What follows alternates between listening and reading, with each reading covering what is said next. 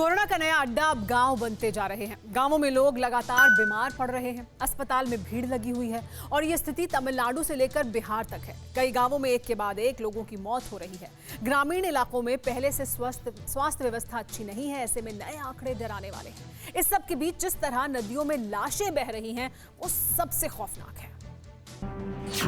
प्रकृति के प्रचंड प्रहार का ये चीखता हुआ प्रमाण है। सदी की सबसे बड़ी त्रासदी के कांपने वाले साक्ष्य है। कोरोना के इस विकट काल में समाज के अंदर संवेदनाओं के ध्वस्त होने का ये सबूत है, जिसे ना आप हूबहू देखना चाहेंगे और ना हम हूबहू दिखा पाएंगे। इसीलिए देखिए धुंधली सी तस्वीर, जिसमें आपको वायरस विस्फोट में छिन्न भिन्न होने के बाद मिट्टी में मिली हुई मानवता का अवशेष दिखेगा, जिसमें अपनों का तिरस्कार है, जिसमें तंत्र की विफलता की संपूर्ण व्याख्या है। और ये कोई एक दो शहर या सूबे का खौफनाक दृश्य नहीं।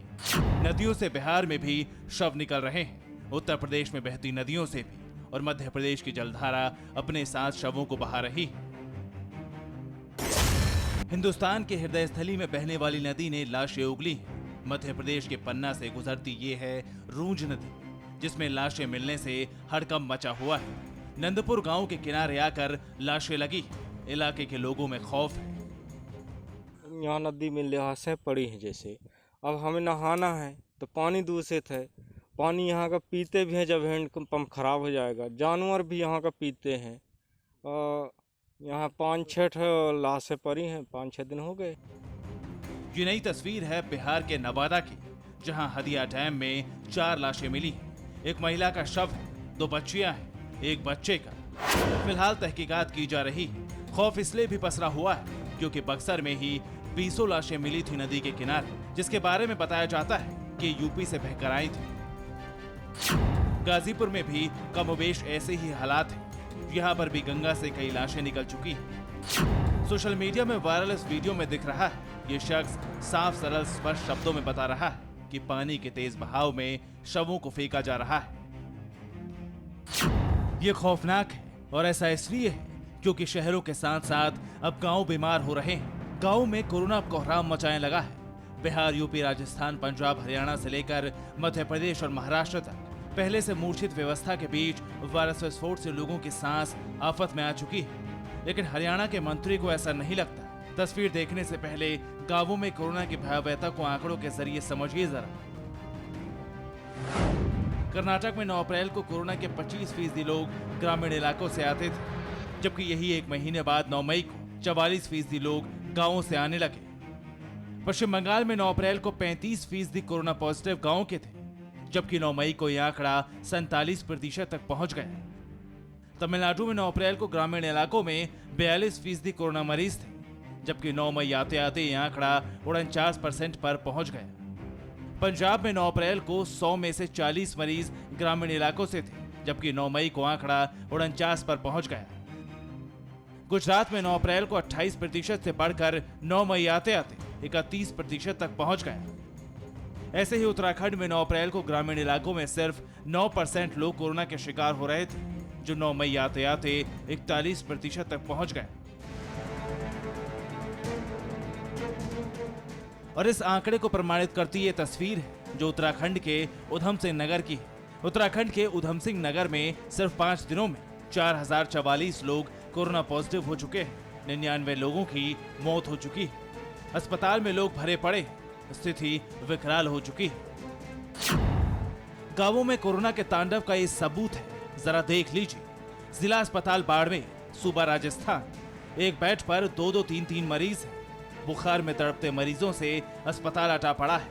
इस अस्पताल में 70% मरीज गांवों के, क्योंकि बाड़मेर के 2000 गांवों पर संक्रमण का अटैक हो चुका है। इस बार ग्रामीण क्षेत्रों में ज़्यादा संक्रमण है।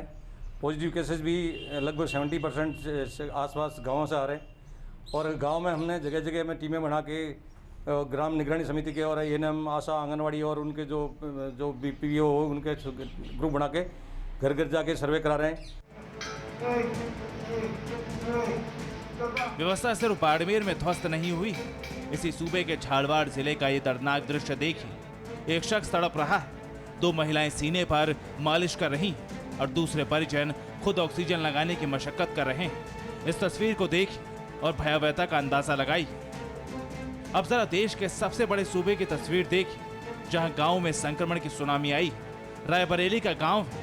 पिछले 40 दिनों में एक ही परिवार के 4 लोगों की सांसें उखड़ चुकी हैं। मरने वालों में 3 सगे भाई हैं, एक महिला है। सबको सर्दी हुई, बुखार आया और फिर देखते ही देखते दम निकल गए। गांवों में कोरोना का कहर टूट रहा है और एम्बुलेंस के कर्मचारी ड्यूटी को शूली पर टांगकर मनमानी कर रहे हैं। यूपी के सीतापुर के खुर्द गांव में शख्स बीमार हुआ।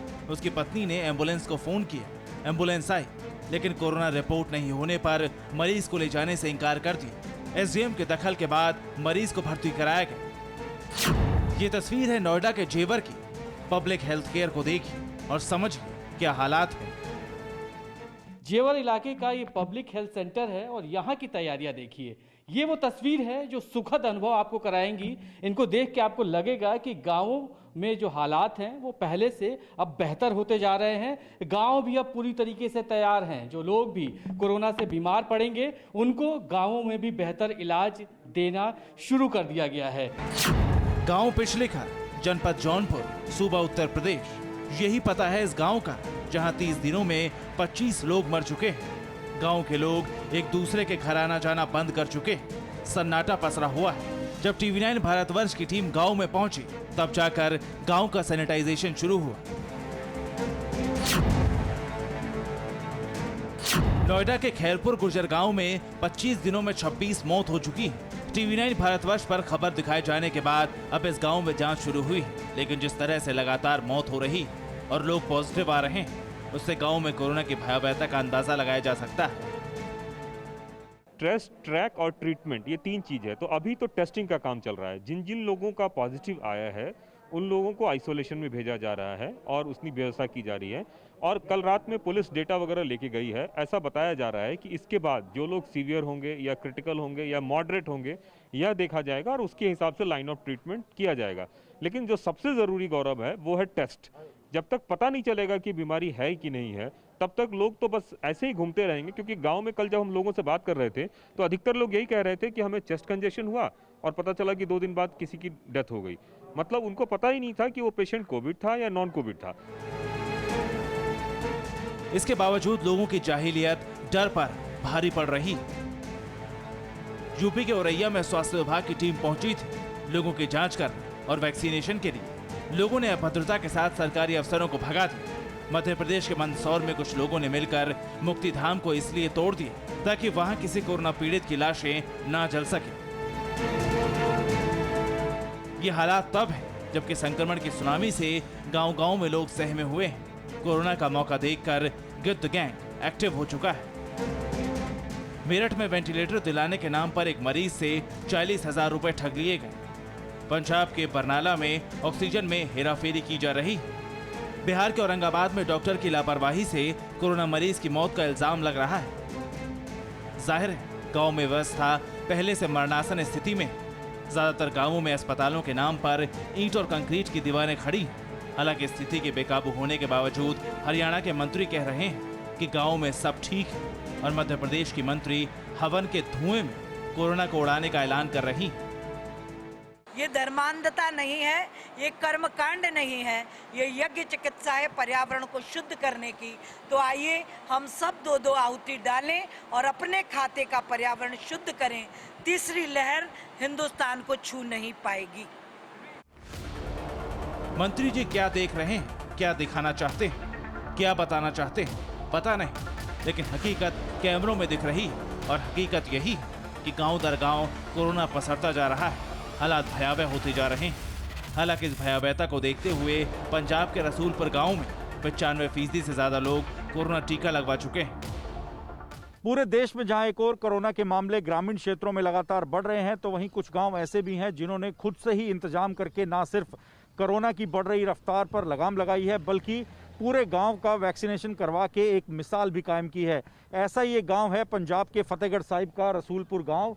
इस गांव की खास बात यह है कि यहाँ पर ऐसे इंतजाम किए गए हैं कि कोरोना की जो रफ्तार बढ़ रही है पूरे पंजाब में, उसका यहाँ पर असर दिखाई नहीं देता। और दूसरी ओर अगर हम वैक्सीनेशन की बात करें तो इस गांव में ज़्यादातर वैक्सीनेशन हो चुका है। 95 से 100% तक वैक्सीनेशन यहाँ पर किया जा चुका है। इसी वजह से ये गांव कोरोना के मामलों में अभी बचा हुआ है। ग्रामीण जो है उनको खुद पता है कि किस तरह से कोरोना से बचाव करना है। आप ही बताइए, वैक्सीनेशन की क्या स्थिति है गांव में? 95 से 100% लोगों को वैक्सीनेशन हो चुका है, तो गांव में अभी कोरोना की रफ्तार को कैसे रोका आप लोगों ने?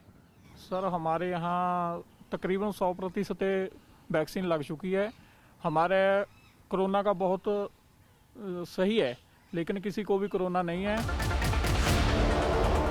जाहिर है सुरक्षा के हथियार से ही रक्तबीज की तरफ पसरते जा रहे कोरोना के कपाल पर प्रहार किया जा सकता है। यही कुछ लोग कर रहे हैं, कुछ अनजान हैं, कुछ इससे छिटक रहे हैं। जो छिटक रहे हैं वो कोरोना के शिकार होते जा रहे हैं। लापरवाह लोगों के सीने पर चढ़कर गाँव में कोरोना अपना अड्डा बनाता जा रहा है। लोग मरते जा रहे हैं, गंगा में लाशें बहती जा रही हैं। इसीलिए ये सदी की सबसे बड़ी त्रासदी है। Bureau report, TV9 Bharatvarsh. परवाह देश की, सोमवार से शुक्रवार रात 10 बजे TV9 भारतवर्ष पर।